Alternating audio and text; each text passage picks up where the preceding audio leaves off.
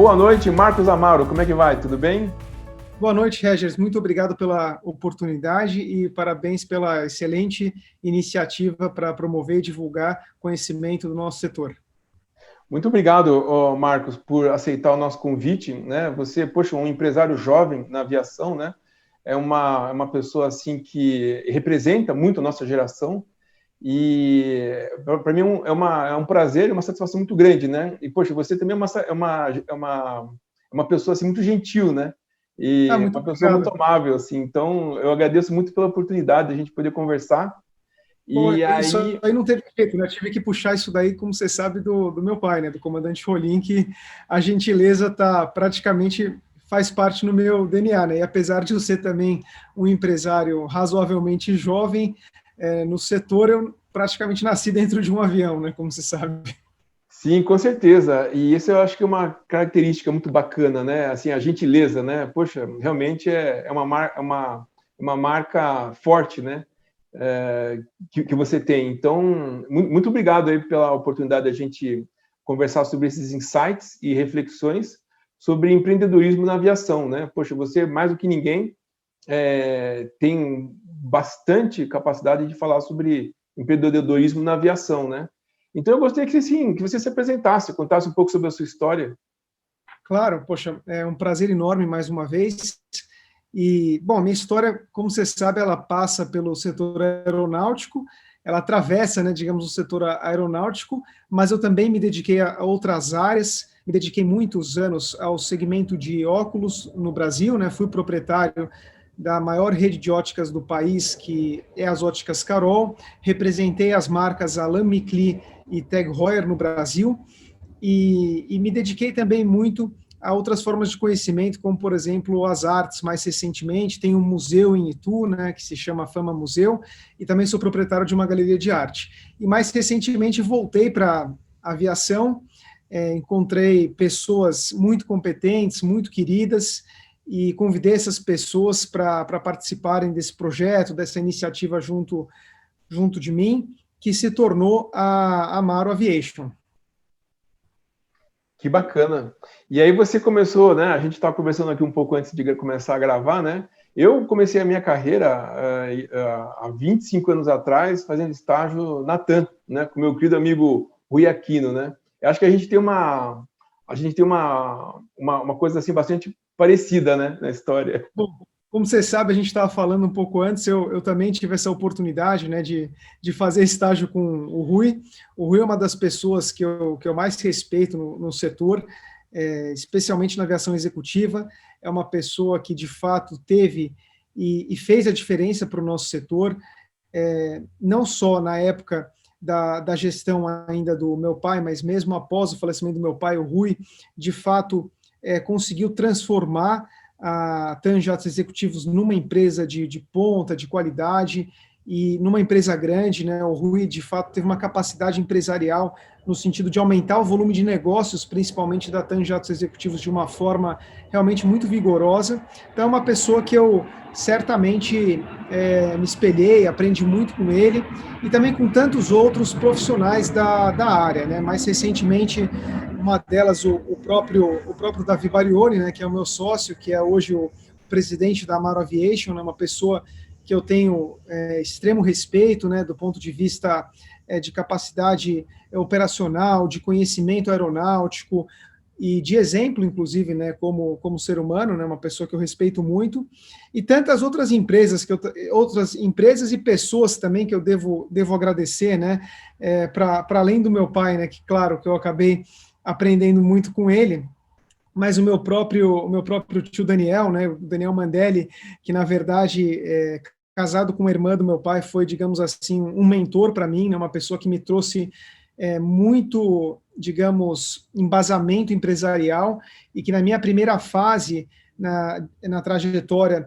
mesmo no meu voo solo, vamos chamar dessa maneira, foi uma pessoa muito importante que acabou me orientando muito, e inclusive durante uma época foi presidente das Óticas Carol, então foi uma pessoa que esteve próxima a mim aí durante muitos anos. Mas eu poderia falar de muitas outras pessoas que eu tenho uma gratidão enorme, como Bolonha, por exemplo, que também foi presidente da TAM, o próprio Lira hoje, que é meu sócio na Amaro Aviation, que é também sócio da Cifly, que é uma pessoa que eu respeito muito, que tem um conhecimento muito amplo do setor. Então, são tantas pessoas que eu tenho para fazer menção que fica até difícil.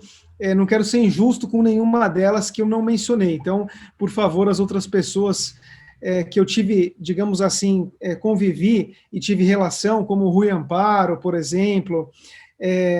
Nossa, bom, todas as pessoas, digamos, que eu cresci, né, junto do meu pai, eu tive acesso e vi como essas pessoas trabalhavam, e isso certamente para mim foi uma escola muito grande.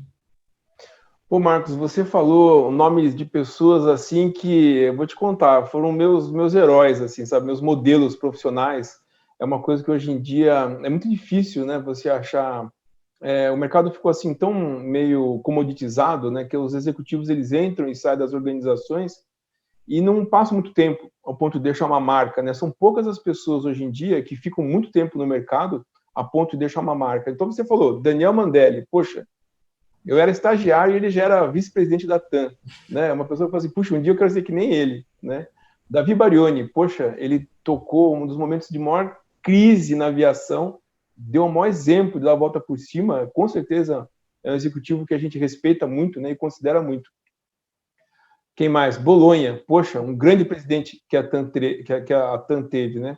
Rui Aquino também fez um grande trabalho. Então, eu acho que a gente foi muito privilegiado de ter a oportunidade de conhecer executivos da aviação que foram nossos exemplos, né? Com certeza. Com bacana certeza. que você ainda teve a chance de trabalhar com eles num aspecto empresarial, né? Eu acho que isso enriquece a experiência, né? Não, com certeza. Realmente são pessoas aí que fizeram e fazem a diferença e que eu acho que a forma mais, digamos, nobre de nós aprendermos homenageando também aqueles que vieram antes de nós, aqueles que realmente abriram caminhos para nós, né? Porque, no fundo, o aprendizado ele se dá dessa maneira, né? Então eu sou extremamente grato a essas pessoas que eu e você, por exemplo, também acabamos esbarrando e aprendendo e na alquimia desses relacionamentos a gente começa a aprender um pouco mais sobre determinadas especificidades e determinados caminhos também para conseguir empreender. É claro que eu não vou mentir que o meu pai certamente teve uma influência maior na minha formação, né? Convivi com ele 17 anos de forma muito intensa e ele sempre trabalhou muito e eu sempre, desde muito jovem, também acompanhava ele, seja na TAM mesmo, né? Indo no dia a dia e naquela época ainda era muito jovem, mas a experiência empírica, digamos assim, né, aquela que se dá através do contato, ela fica para sempre. Então, de certa maneira, contribuiu muito para a minha formação, e eu sempre falo para muitas pessoas que talvez um dos maiores legados que eu tenha recebido do meu pai foi a intuição e a capacidade de trabalho, porque realmente ele tinha muita vontade, e transmitiu isso para mim, e hoje eu faço disso um grande ensinamento de vida que traz motivação para mim e que eu espero deixar também para os meus filhos, né? Essa determinação, essa vontade de vencer e essa vontade de superação, né? De poder, claro, fracassar, mas ao mesmo tempo superar esse fracasso, lutar para que a gente consiga ter sucesso nas nossas vidas, é uma jornada e é um trabalho constante, né? Com certeza. Eu estava me lembrando aqui do Rui Amparo, né? Que, poxa, com certeza foi um grande líder, é um grande líder, né? E é um grande exemplo para a gente também, até hoje, né? Até hoje, o Rui é uma pessoa muito respeitada na aviação, é uma pessoa que a gente gosta muito. Agora, para falar de comandante Rolim Amaro, né? Poxa, com certeza o maior dos maiores exemplos de empresário da aviação, né? Uma pessoa totalmente carismática, né? Eu tive a oportunidade de, não só quando eu era estagiário na TAM, mas também quando eu fui contratado, depois como engenheiro, né, de conviver com ele, né. Eu lembro que uma vez eu estava embarcando para um voo, acho que era para Goiânia, acho que era, o embarque era acho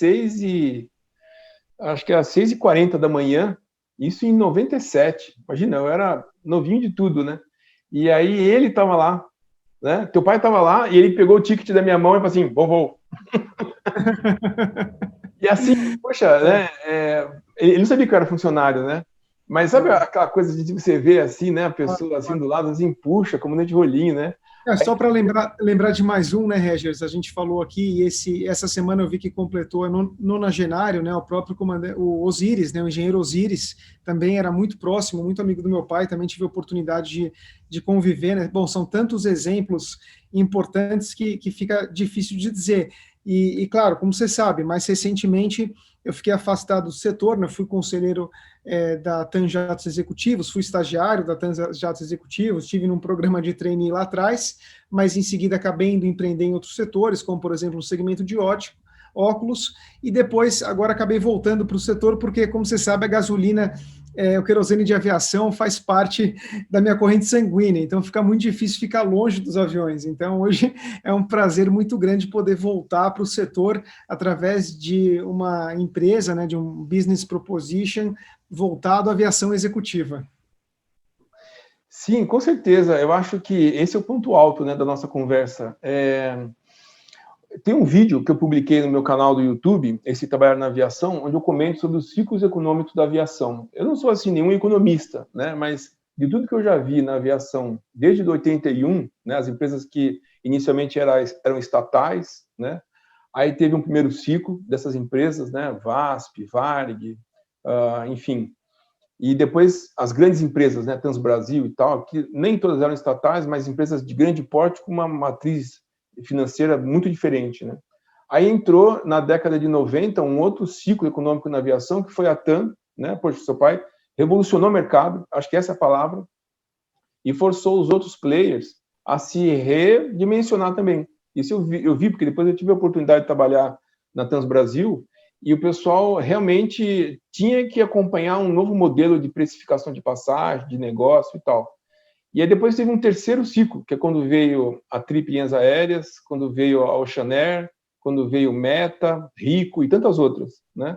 Então eu considero que 2020, e eu falo isso nesse vídeo, é um novo ciclo. Eu aposto que 2020 seja uma inflexão tão grande, né? Uma coisa que o mundo inteiro passou por uma inflexão tão grande do processo econômico, que é muito, acho propício a gente considerar que 2020 seria um novo ciclo, né? Ser o marco de um novo ciclo. Então, eu acho que você, como empresário da aviação, se situa num momento muito oportuno de poder empreender bem no começo de um ciclo, né? Então, puxa, eu acho que só isso já é uma grande oportunidade, né? Qualquer coisa que esse ano acontecer vai ser maior que o ano passado, né?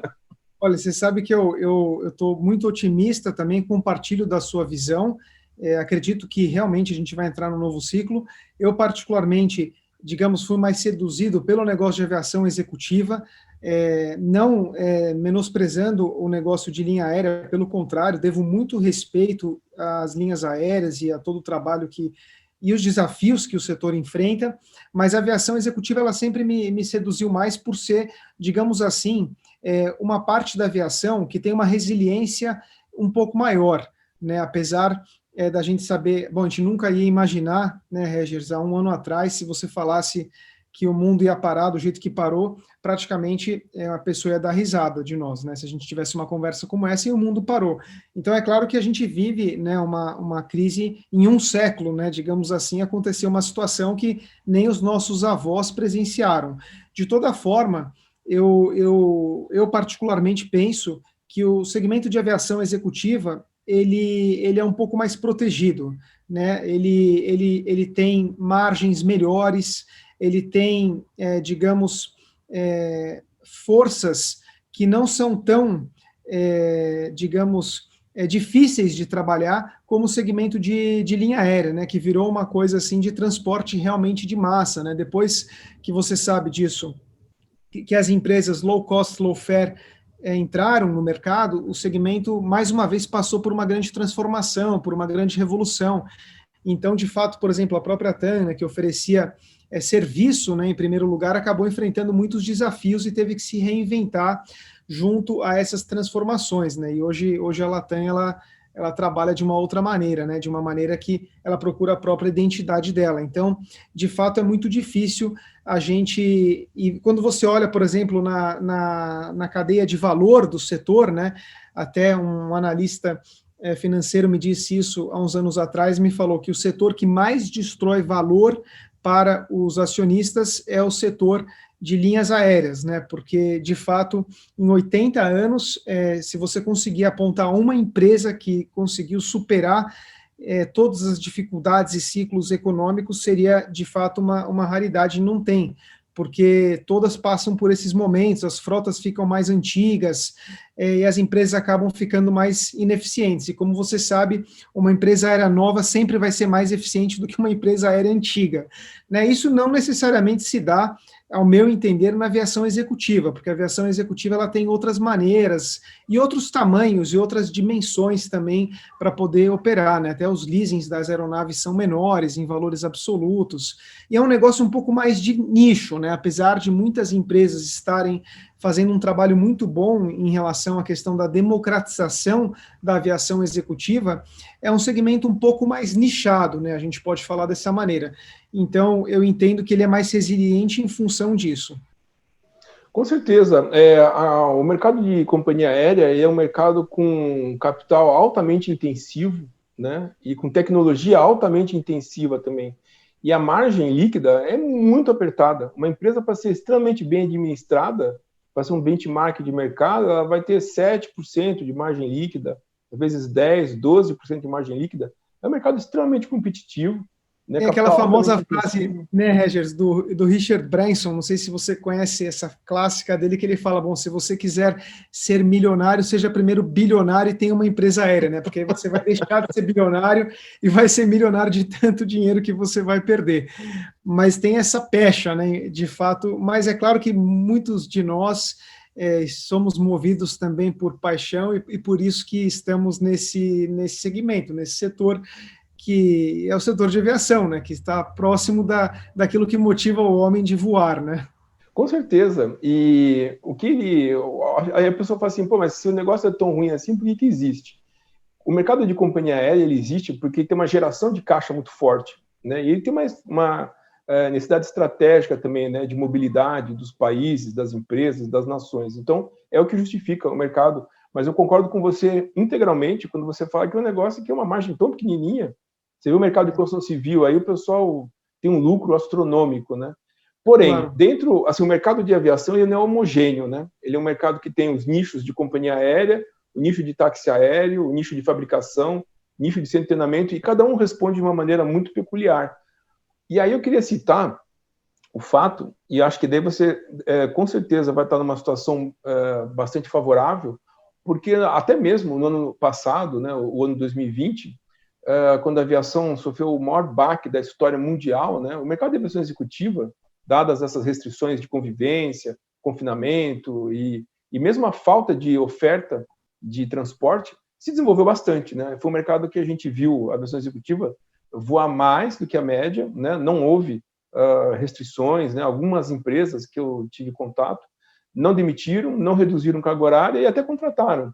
Então é muito bacana ver isso, né? E aí eu acho que você realmente está num nicho bem apropriado, né? O que você acha? Porque de fato você tem essa situação, como você apontou, como nós enfrentamos uma situação de pandemia, né, de aglomeração, a aviação executiva ela é o oposto disso, né? De certa forma, ela atende essa exclusividade, essa comodidade, esse conforto.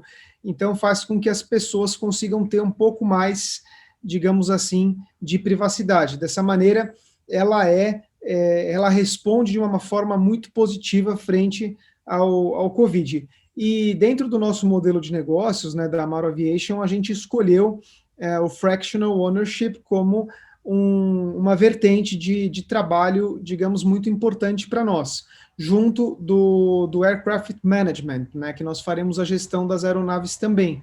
Mas o Fractional, em função, inclusive, das mudanças que você sabe, está acompanhando frente à ANAC, acaba sendo também uma oportunidade para nós de operação, para que a gente possa se diferenciar dos demais nesse momento. Eu entendo que o Fractional no Brasil ainda é muito oceano azul, no sentido de não ter ainda um mercado consolidado. E o mercado está mudando, né? Apesar da gente saber que o brasileiro tem aquela cultura de querer ter o próprio avião, né, que é uma coisa que a gente ouve há décadas, isso está mudando, né? As pessoas elas querem mobilizar menos capital. Então, o fractional acaba sendo uma vantagem muito grande para a pessoa que quer ter exclusividade, conforto, ter uma parte de um avião e poder ter, digamos, liberdade para fazer o seu próprio transporte, o seu próprio deslocamento de uma forma adequada e eficiente, com segurança principalmente. Essa é uma das razões pela qual, inclusive, o próprio Davi Barioni traz toda a senioridade dele, do negócio de linha aérea, para a aviação executiva. Então, digamos, não que a aviação executiva não tenha os seus próprios standards, mas a gente sabe que o negócio de linha aérea é mais rigoroso ainda. Então, a possibilidade de o Barioni trazer essa expertise operacional que ele tem, que ele implementou em empresas como a Gol e a própria TAM, é uma coisa muito positiva frente à nossa operação. Então, é um diferencial competitivo que a gente realmente acredita. Sim, com certeza. Eu até ia comentar contigo, né? Porque dentro do setor de táxi aéreo, você tem tipos de empresas de táxi aéreo que são muito distintas. Por exemplo, o táxi aéreo convencional que a gente sabe, né? Que é muito diferente do táxi aéreo clandestino, que é uma coisa pavorosa, né, do ponto de vista de segurança de voo, mas o táxi aéreo convencional, ele tem ali as suas peculiaridades, né, os voos fretados e tal. No mesmo cenário, convive o mercado de offshore, que é um mercado, assim, também, que é uma mini linha aérea. Então, você tem os helicópteros de grande porte que atravessam, às vezes, 250 quilômetros em linha reta no meio do oceano para achar uma plataforma de petróleo. São contratos que te dão longevidade do negócio, né? Mas ainda assim são contratos assim, bastante competitivos, né? As margens também são apertadas e a eficiência operacional, com certeza, ela dita as regras. E aí, o nosso querido amigo Marcos Amaro entra no mercado com uma proposta muito revolucionária, mas assim, já era antiga, mas eu acho que hoje em dia você tem a segurança jurídica e as condições jurídicas para a viabilidade de fractional ownership, que é para explicar para os nossos espectadores, o fractional ownership é a propriedade compartilhada. Então, em vez de uma única pessoa pagar 5 milhões de dólares para comprar um jato executivo, se 5 pessoas comprarem a mesma aeronave, a pessoa vai comprar o mesmo jato por 1 milhão de dólares, ou seja, 1/5 do preço, e vai ter, lógico, é como se fosse um condomínio aeronáutico. Então, ele vai ter regras desse condomínio de utilização, de custeio, mas, poxa, de cara, já é uma ideia muito bacana, porque você permite uma entrada de um nicho de pessoas que, a rigor, não pagariam 5 milhões num jato, mas as pessoas pagariam 1 milhão para participar de um condomínio, obedecendo certas regras de operação, né? Então, eu acho que isso seria uma vanguarda. Eu acho que você está investindo em duas vanguardas de mercado dentro do nicho de aviação executiva, seja o fractional, a propriedade compartilhada, e a gestão de aeronaves, né? A gestão de aeronaves é uma maneira também que os empresários conseguem rachar o custo, né? Sim. Rachar o custo. São dois pontos também, só acrescentando e complementando o que você disse, a gente, como você colocou de forma muito correta, né? Claro que no Brasil é uma novidade, a gente sabe que lá fora isso já foi muito explorado, né? Você pega, por exemplo, uma empresa hoje como a NetJet, que tem a maior frota do planeta, né? Eles têm cerca de 700 aeronaves sob gestão, e isso coloca eles nessa posição que eles são maiores, inclusive, do que as linhas aéreas, né? Porque eles têm 700 aparelhos, né, sob gestão, e ao mesmo tempo, eu até falei isso outro dia, que eu tive a oportunidade de conhecer o presidente da divisão europeia da NetJet o ano passado, durante a Art Basel em Basel, na Suíça. Eu jantei com ele num evento e perguntei a ele se ele entraria no Brasil. E ele falou que no momento não, porque o Brasil é muito complicado. Eu falei, tá bom, muito obrigado. Então essa foi uma das motivações pela qual eu tive a vontade e a iniciativa também de trazer esse modelo para o Brasil dentro das novas regulamentações, como você colocou. E não menos importante, na parte de aircraft management, né, de gestão de aeronave, a Seafly, no caso, que é a nossa parceira, a nossa sócia na operação, o comandante Lira, inclusive, faz isso já há muitos anos, e um dos diferenciais competitivos da Seafly, que a gente traz esse know-how para nós, é a apresentação de relatórios muito eficientes. Então, como você sabe, como engenheiro, a ciência aeronáutica, de fato, é uma ciência, né, de análise de dados. Então, você tem que ter, de fato, um RP, um sistema de gestão e uma acuidade muito eficiente para que você possa nutrir os empresários proprietários das aeronaves com números de confiança, porque muitas vezes eles têm os aviões, mas acabam despendendo mais recursos do que precisam por não ter as informações corretas nos seus relatórios. Então, certamente, essa é um diferencial, é um skill, é uma ferramenta que nós trazemos para dentro de casa para poder, de fato, ser competitivo a ponto de não só conseguir na economia de escala, né, Regis, quando a gente vai comprar o combustível, o seguro e tantos outros serviços que a gente vai oferecer para o nosso cliente, conseguir uma redução, digamos, no custo operacional dele, de modo que ele também tenha segurança de informação para poder operar melhor a sua aeronave. Com certeza. Até eu te pedi se você pode dar uma ideia, né, eventualmente estratégica, do que seria a frota, né, que você está mais ou menos imaginando, né, porque nos Estados Unidos, a NextJets, eles têm vários modelos de frota para vários tipos de operação. Então, eventualmente, no Brasil, eu acho que é uma coisa assim, um pouco mais particularizada, porque o tamanho do mercado não é tão grande, porém, propriedade compartilhada no Brasil, eu acho que funcionaria bem por nichos, né, eventualmente no Sudeste, se tem um condomínio de alguns empresários no Sudeste. E a gestão de frotas, eu acho que é uma coisa assim que, combinada com o fractional, ela pode gerar um ganho de escala, um ganho no negócio muito valioso, né? O que você acha? Sem dúvida. A gente começa, também complementando e trazendo uma informação, a gente começa, né, operando o 91, né, através do gerenciamento das aeronaves e também do fractual. No caso do fractual, a gente optou nesse momento pelo modelo PC-24 da Pilatus, né? Como você sabe, é um avião extremamente versátil, né? Que tem uma performance muito boa, um avião para 8 passageiros, um avião robusto, que a gente acredita, a gente gosta muito do produto, que para uma etapa média de 2 horas e meia, a gente acredita que é o aparelho ideal para o Brasil, principalmente, como você sabe, considerando o famoso pentágono, né, que a gente chama São Paulo, Rio de Janeiro, Brasília, Curitiba e Belo Horizonte, atende 80% do mercado corporativo, digamos assim. Então, um avião como o PC-24, a gente acredita que vai atender muito bem dentro desse modelo do fractual. Todavia, a gente já começa com uma frota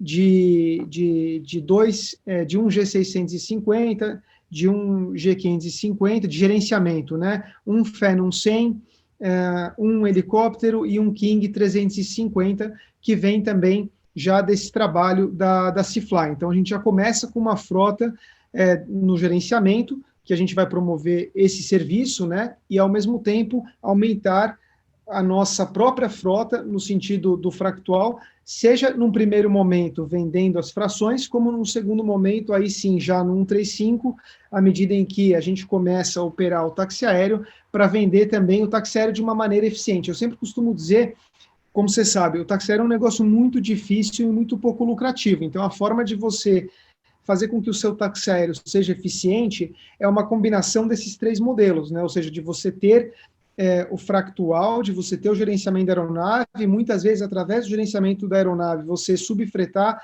o avião do cliente para ele poder otimizar o seu custo operacional. Não muitas vezes, a gente não vai conseguir, claro, você sabe disso, zerar o custo operacional dele, mas a gente vai melhorar o custo operacional dele.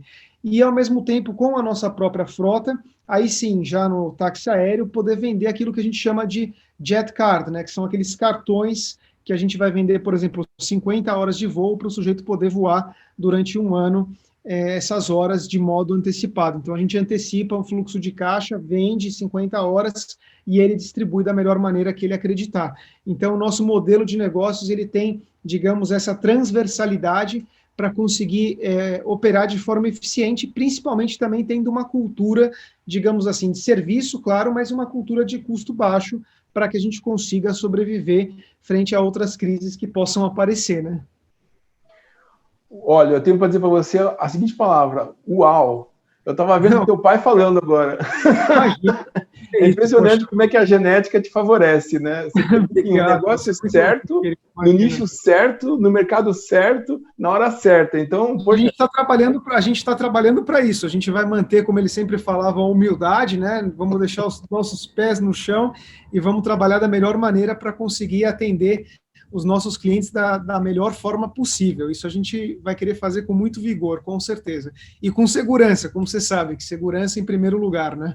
Não, eu lembro os 7 mandamentos da TAM, isso era muito bacana mesmo. Então, assim, tinha essa filosofia, né, de fazer o negócio com segurança, rentável, próspero, e, poxa, a TAM, né, um exemplo grande de prosperidade na aviação, eu acho que é um benchmark eterno, né, para quem é do mercado de aviação. E eu vejo, assim, você comentou a frota que você comentou, né, até vai ficar gravado para quem depois quiser repetir o que você disse sobre qual é a frota, mas é uma frota que eu acho assim muito bem ajustada, porque ela é eclética, né? Você está combinando asa rotativa com aeronaves de médio porte e grandes médios, né? Poxa, então você consegue ter um range de atuação bem bacana. Eu acho que tanto para gerenciamento de aeronaves como também para o táxi aéreo pura e simplesmente, né? Eu acho que você consegue oferecer uma gama muito boa de serviços. E aí eu ia falar, quando eu estava fazendo a pergunta lá do fractional, eu pensei assim, puxa, mas como é que nós vamos combinar agora, né? Um avião que é tipo um King Air, um avião que pousa em estrada de terra, com um jato executivo, né? Então, poxa, o Pilatus PC-24, né? O jato da Pilatus, com certeza é um avião que agrega as duas possibilidades, ou seja, é um jato que pousa em pista de terra. Então, parabéns aí ao nosso querido amigo Brandão, né? Com certeza. Estamos falando com ele. O Fábio Guilhermia, que está lá gerenciando a estrutura, e o nosso amigo também, o Fábio Rabelo. Exato, esqueci também de mencionar o trabalho excepcional que o Brandão faz na Pilatus, e esse era o próximo assunto que eu ia trazer, porque nós somos parceiros e nós vamos iniciar as nossas atividades junto da Pilatus Corporation, e o Brandão realmente está sendo um parceiro muito bacana para colocar esse diferencial para nós. A gente também queria te falar, só retificando uma informação, ou só, na verdade, esclarecendo para o espectador.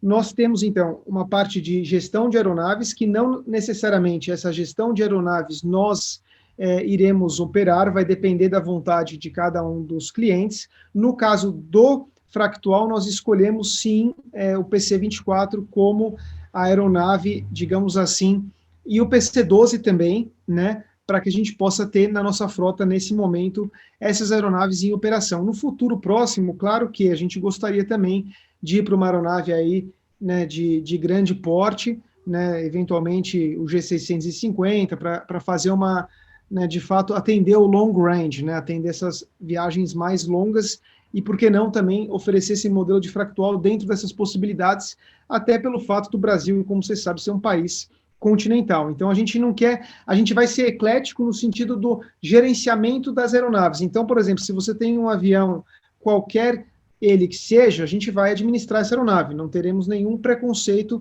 e vamos atender o cliente da forma que ele quiser. Se ele quiser parar o avião em Congonhas, no Catarina ou em Guarulhos, fica sempre a demanda do cliente. No caso do Fractual, aí não, aí nós teremos a nossa frota própria de acordo com esse entendimento, que não é própria, né, que na verdade são dos cotistas, mas nós operamos essas aeronaves para eles. Só para me fazer claro e deixar essas informações muito precisas para o nosso espectador. Não, eu te agradeço, você fez muito bom, você fez muito bem, porque é importante realmente esclarecer, né? Essas explicações que você deu agora detalharam melhor uma coisa que a gente, a princípio, não tem como deduzir, né? Então, obrigado por ter detalhado aí, né? Eu agradeço a oportunidade. E realmente, eu acho que assim, o PC-24 ele é uma ferramenta muito boa, assim, acho que ele encaixa muito direitinho no teu plano de negócio, no teu modelo de negócio, né? É uma aeronave excepcional, né? Com certeza. A gente está muito animado com o PC-24, né? Como nós estávamos falando, pela possibilidade também de bagagem que ele tem, né? Ele tem um bagageiro muito robusto, né? Um bagageiro, digamos, que comporta bastante bagagens. É um avião fácil de manuseio, né? Se você quiser reconfigurá-lo, você tem essa possibilidade. É uma aeronave também que não é o nosso caso, pelo menos nesse momento, mas que poderia atender o aeromédico, né? Como a gente sabe, é o avião ideal para isso também. E tem essa vantagem absurda, que é o único jato, de fato, que tem a possibilidade de pousar numa pista não pavimentada, numa pista de terra. E o Brasil, como você sabe, tem mais de 1.000 aeroportos que se encaixam nessa configuração. Então, certamente, a gente entende que existe demanda para isso. E eu te falo mais, em relação à questão do Fractual, nós estamos aí em 2 meses, né, de início das nossas atividades, e nós temos mais de 60 leads, mais de 60 clientes que nos procuraram através das nossas mídias sociais, que não são prospects, que não são clientes que nós fomos atrás, que são clientes de fato que já nos procuraram para atender essa demanda. Então, existe mercado, só agora é uma questão, de fato, de combinar a regra do jogo e assinar os contratos. Com certeza. Eu acho show de bola, assim, esse exemplo que você deu, assim, de não só de empreendedorismo, né, mas a pessoa que já vem do mercado, já tem uma tradição, né, familiar no mercado, sabe exatamente o que vai fazer, sabe onde quer chegar e está com a faca e o queijo na mão, né? Eu acho que isso... Essa foi a única condição que eu pedi para os meus sócios, inclusive os meus sócios da Cifly, o próprio Barione, o João Melão também, que é meu sócio dentro desse negócio.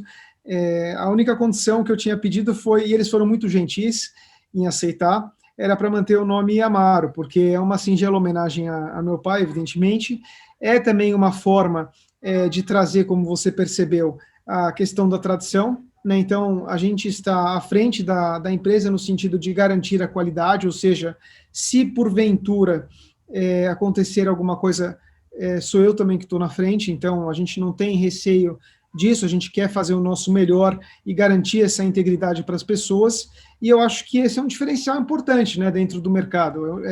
Por mais que deveria ser a condição básica, né, eu sempre costumo dizer que o fair play, né, como dizem os americanos, o fair play devia ser uma condição básica que nem faz parte da regra do jogo, mas infelizmente não é. Então, eu acredito muito na construção de credibilidade, né? Então, a gente já conseguiu, graças a muito esforço da nossa família, não só do meu pai, mas de outros aviadores também, né, que também fazem parte da nossa família, dos meus tios também, que são pilotos e aviadores e contribuíram para a história da TAM, e muitas outras pessoas da família, meu irmão, a minha irmã, muitas pessoas dedicaram horas e muito tempo para isso. Eu espero que eu possa, da minha forma e de forma humilde, conseguir zelar pelo nome que foi construído. Puxa, com certeza.